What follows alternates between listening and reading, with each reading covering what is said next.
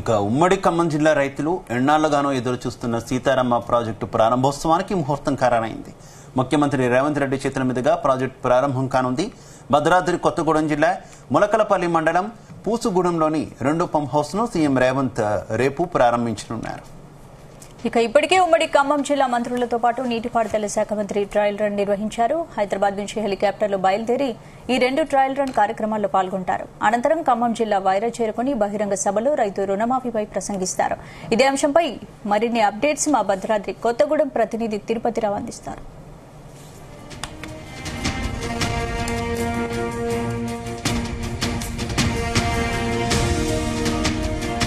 తెలంగాణ రాష్ట్ర ప్రభుత్వం ప్రతిష్టాత్మకంగా చేపట్టిన ప్రాజెక్టుల్లో సీతారాం ప్రాజెక్టు ఒకటి. ఇక్కడ ఉన్నటువంటి ఏదైతే భద్రాద్రి కొత్తగూడెం జిల్లాలోని గోదావరి ప్రాంతం ఉన్నటువంటి ఏదైతే అశ్వారాపేట మండలం కుమ్మరిగూడ నుంచి కూడా ఈ ప్రాజెక్టు ప్రతిపాదించింది. ఇప్పటికే ప్రాజెక్టు పూర్తి స్థాయిలో పనులు చేపట్టి 3 పంప్ హౌజులు కూడా పూర్తి స్థాయిలో నీరందించే విధంగా అయితే సిద్ధంగా ఉన్నాయి. ఏదైతే భద్రాద్రి కొత్తగూడెం జిల్లాతో పాటు ఉమ్మడి ఖమ్మం జిల్లాలో భద్రాద్రి కొత్తగూడెం జిల్లా, ఖమ్మం, ఇటు మహబూబాద్ జిల్లాలకైతే దాదాపు మొదటి విడతగా 1,50,000 ఎకరాలకు సాగునీరు అందించే విధంగా అయితే ఈ ప్రాజెక్టు ఇప్పటికే పూర్తి చేసుకుంది. రేపు 15 ఆగస్టు రోజు సీఎం రేవంత్ రెడ్డి కూడా ఈ ప్రాజెక్టు ప్రారంభించనున్నారు. ఇప్పటికే ఏదైతే కుమ్మరిగూడలో బీజీ కొత్తలో ఉన్నటువంటి పంప్ హౌస్ కూడా ట్రయల్ రన్ గత నెలనే మంత్రి తుమ్మల కూడా ప్రారంభించడం జరిగింది, ట్రయల్ రన్ నిర్వహించడం జరిగింది. ఆ తర్వాత నిన్న గత 2 రోజుల కిందము నీటిపారుదల శాఖతో పాటు జిల్లాలో ఉన్నటువంటి 3 మంత్రులు కూడా ఇక్కడ ఏదైతే 2 పంప్ హౌస్ కూడా ట్రయల్ రన్ నిర్వహించారు. రేపు 15 ఆగస్టు సందర్భంగా రేపు ఈ ఏదైతే పంప్ హౌస్ ప్రారంభానికి సీఎం రేవంత్ రెడ్డి వస్తున్న నేపథ్యంలో అయితే ఇక్కడ ఉన్నటువంటి పంప్ హౌస్ కూడా పూర్తి స్థాయిలో అధికారులు అయితే ఏర్పాటు చేస్తున్నారు. జిల్లాలో ఉన్నటువంటి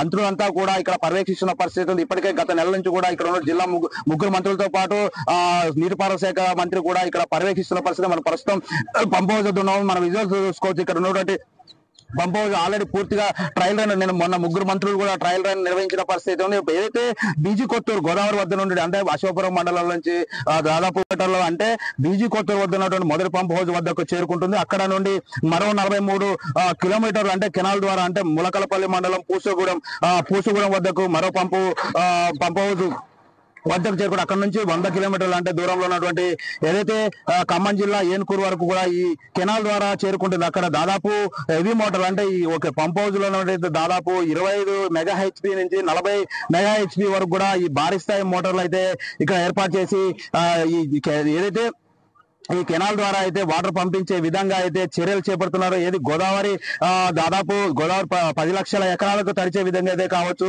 ఈ కెనాల్ ద్వారా కావచ్చు, ఇటు కాలువల ద్వారా కావచ్చు, ప్రాజెక్ట్ అంటే చెరువుల ద్వారా కావచ్చు. ఉమ్మడి కొత్తగూడెం జిల్లా, ఖమ్మం జిల్లా, ఏదైతే కొత్తగూడెం జిల్లాతో పాటు ఖమ్మం జిల్లా, మహబూబాద్ జిల్లాలకైతే నీరందించే విధంగా అయితే ఏదైతే బీడు భూములు నిరంతరం నీరందించే విధంగా అయితే అధికార ప్రభుత్వం అయితే ఏర్పాటు చేసిన పరిస్థితి. ఇప్పటికే ట్రయల్ రన్ కూడా ఖమ్మం జిల్లా మంత్రులంతా కూడా ట్రయల్ రన్ నిర్వహించారు. గత నెల బీజీ కొత్తూరులో కూడా ట్రయల్ రన్ నిర్వహించడం జరిగింది. గత 2 రోజుల క్రితం కూడా ఏదైతే ములకలపల్లి కమలాపురం వద్ద ఉన్నటువంటి 2 పంప్ హౌస్ ను కూడా మంత్రులంతా కూడా అక్కడ ట్రయల్ రన్ నిర్వహించడం జరిగింది.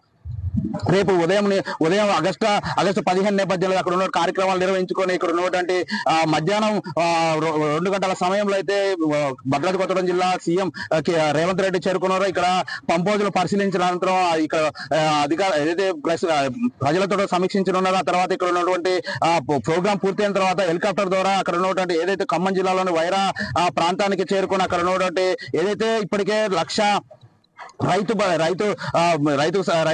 రుణమాఫీ కూడా చేయడం జరిగింది. అక్కడ ఉన్నటువంటి 1,50,000 నుంచి 2 లక్షలు కూడా రేపు రుణమాఫీ చేయడం నేపథ్యంలో అయితే అక్కడ వైరాలో బహిరంగ సభలో పాల్గొని రైతులతో ప్రసంగించడం. ఏదేమైనా ఈ ప్రాజెక్టు పూర్తయితే మాత్రం దాదాపు పూర్తయితే మాత్రం దాదాపు 10 లక్షలపై ఎకరాలకైతే సాగునీరు అందించే విధంగా అయితే ఏర్పాట్లు చేస్తున్న పరిస్థితి అయితే ఉంది. ఇది కూడా తాజా పరిస్థితి. కెమెరా పర్సన్ మురళితో తిరుపతిరావు, జీ తెలుగు న్యూస్, భద్రాద్రి కొత్తగూడెం.